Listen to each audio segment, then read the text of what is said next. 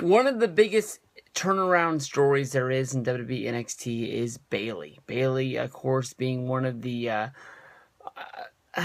she is one of the most popular girls in NXT.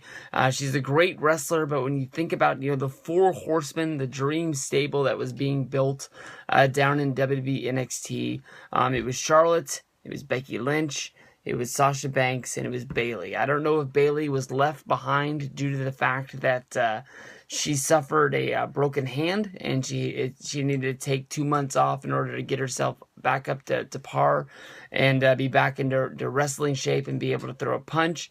But, she is the one girl left behind in WWE NXT, and as far as I know, she seems to be the one that's been there for about as long as anyone else.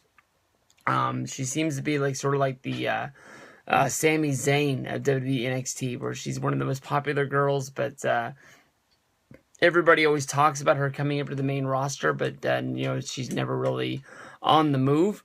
Here she is going to be going up against Sasha Banks for the NXT Championship, of course.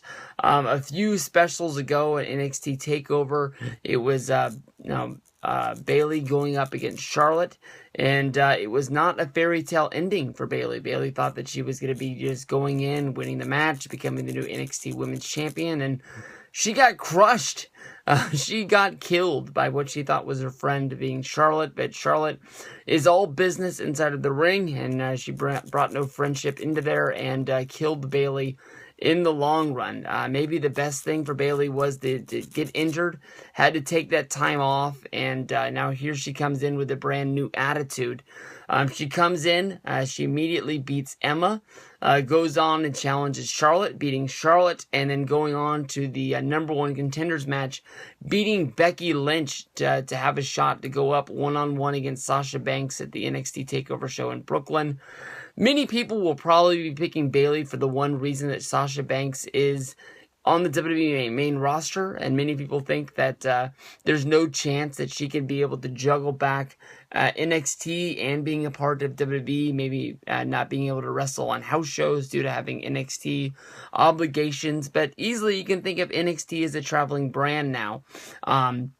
If you pull all of these competitors out, whether if it's Becky Lynch, Charlotte, Sasha Banks, Kevin Owens, these people that are wrestling at SummerSlam as well as wrestling at the NXT TakeOver show, what really is out there to draw people to buying tickets? Just Finn Balor and Samoa Joe.